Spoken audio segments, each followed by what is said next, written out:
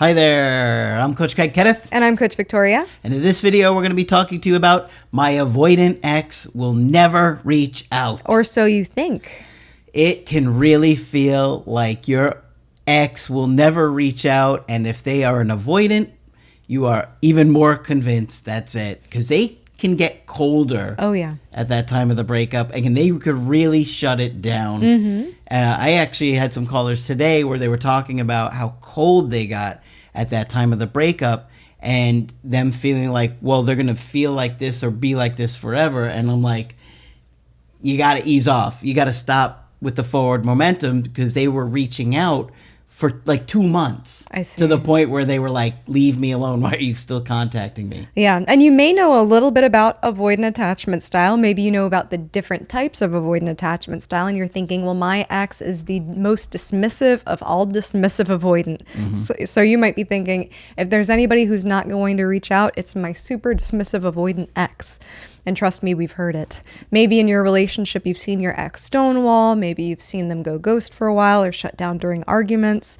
So you're thinking, man, if I've always been the one to have to repair, what makes me think they're going to reach out and want to have a conversation after a breakup, after they initiated a breakup? Yep. So it can be overwhelming. Yeah. And you get so hurt by the way they get, how cold they can be, and how mean. You just think, well, how could they talk to me this way? And how would they ever come back from this? Mm-hmm. Right? Because they're so guarded, they're so mean to push you away in those moments that it feels like it's going to stay like that forever. But feelings can and do change, especially when you remove yourself from the situation and take that pressure off. Mm-hmm. And let me tell you something. Avoidants, they still attach. I know many of you will think, well, okay, that person is very distrustful. That person doesn't feel any emotions, or they can be very robotic, but those with avoidant attachment styles can still attach, and a lot of them still long for attachment.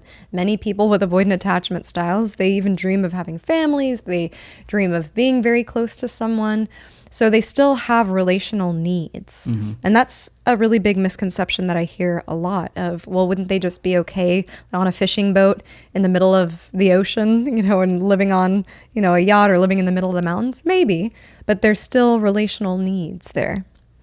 Absolutely.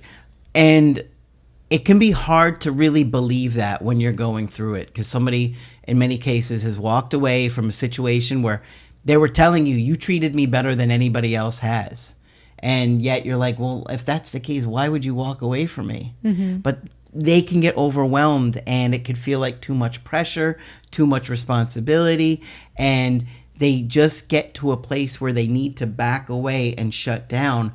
And oftentimes, we want to push because we don't want to sit with that anxiety.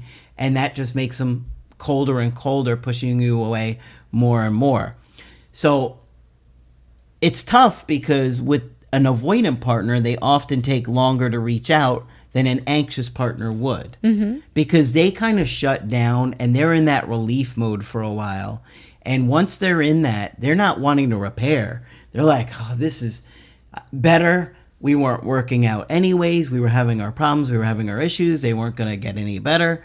And so they are really okay with it for a while. Whereas when you're anxious, mm-hmm. you're miserable every second of the day for months. Oh, yeah. And your anxiety will convince you that they should have reached out by now, no matter how avoidant they are. Yep. Your anxiety will say, well, if they really cared, I would have heard from them. And so realistically, yes, they probably will take longer to process emotions than somebody who's secure or with somebody with an anxious attachment style.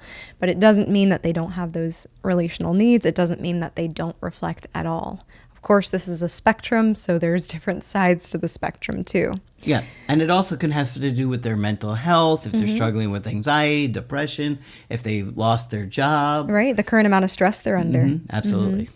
Right, because the way that we attach can also be the way that we cope, or can show the way that we cope. And for those who are avoidant, sometimes there can be other things happening in their life that cause them to just shut down from everything, including their relationship. So it's something to remember. You also have to think, if they are too avoidant to reach out, they are not in a place where they're ready for a relationship. If they are too distrustful, if they're too isolated at the moment, if they are too independent at the moment, they are not going to be in a place where they're ready to repair.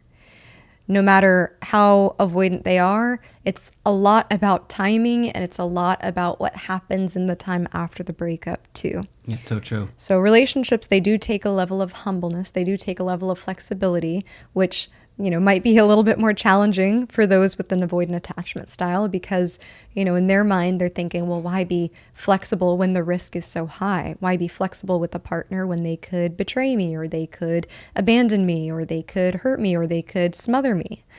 So sometimes that threshold can be too much, but it is something that's necessary. And those with avoidant attachment styles can still be reflective. It's just a totally different timeline. And it's tough because for you, it's immediate and devastating, and it feels like your world is ending and it's never going to change. And for them, it's like a long relief period before they actually start to get anxious about the situation and losing you. They get anxiety about the situation. They're more relieved than anything. And it can be even hard to fathom that, right? I mean, I think about my breakups and be like, how could you be relieved? Like, you're losing me. You're losing somebody that we had such a good connection with. How could you be relieved over this ending? I feel absolutely devastated over this ending, and you feel relief? It's so hard to understand. I did a call with somebody this week that was asking about the avoidant and how they are, and he just could not fathom that an avoidant truly felt like these things that we're talking about. And that's a blessing. Yeah. That's a blessing that you can't fathom it. I'll say that. He's anxious. And so he couldn't even believe it. He's just like, is it really that they are like this? And I'm like, yes, it is. Yeah.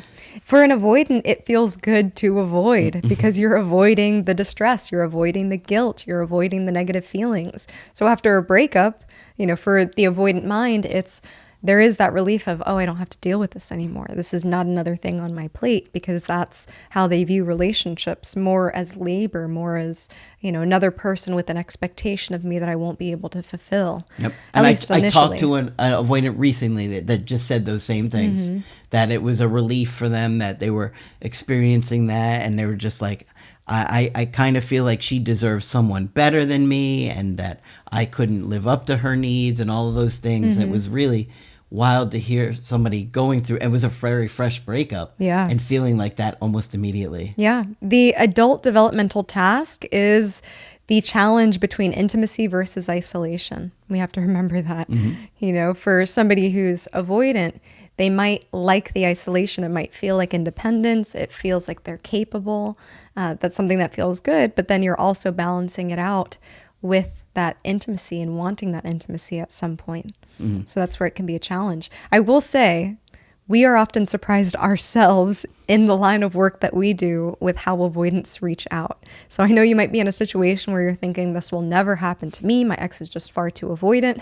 But trust me, we have heard it all, to the point where recently we did a video on someone whose very avoidant ex reached out, over a year later, Like with a year and a half letter? later, with a handwritten letter. Yeah, and yeah. was talking in present tense, which was the crazy thing. We read the whole letter. But to hear somebody saying in present tense, you are my priority, you are my best friend, you are my world, a year and a half later, after no talking, it was like, what?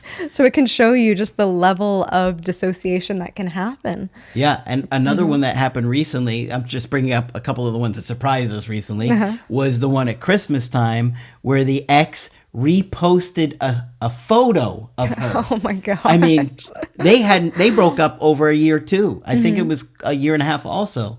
And just imagine you wake up one day and your ex reposts your picture on their story.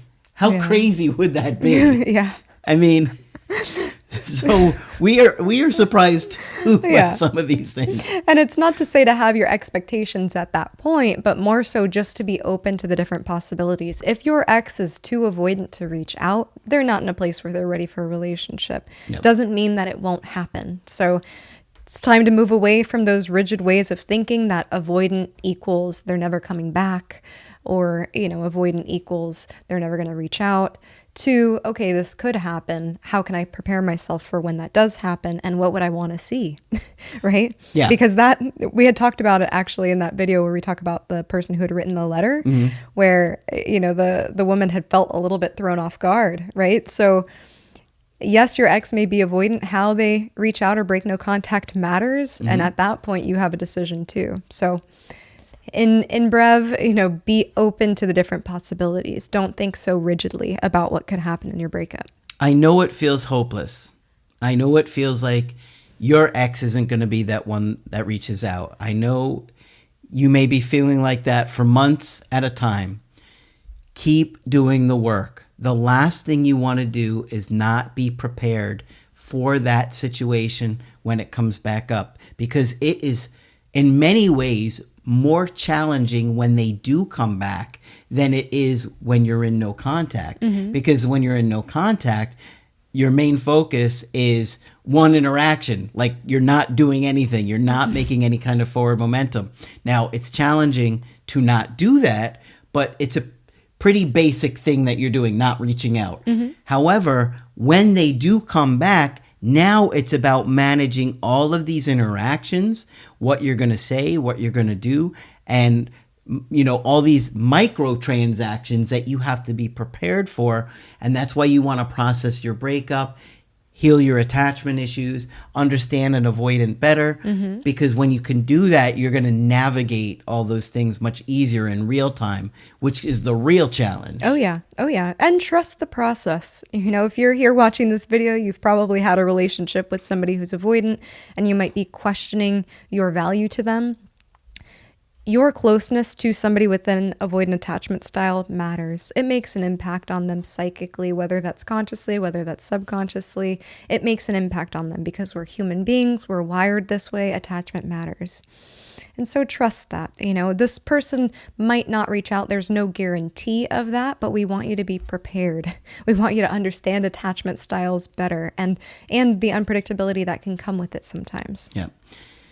If you have the mindset that they're not going to reach out, it could keep you depressed, unmotivated, and stuck, and focusing on the obsessing about where they're at and what they're doing, as opposed to what you can be doing to grow, to heal from the breakup, and to get to a great place.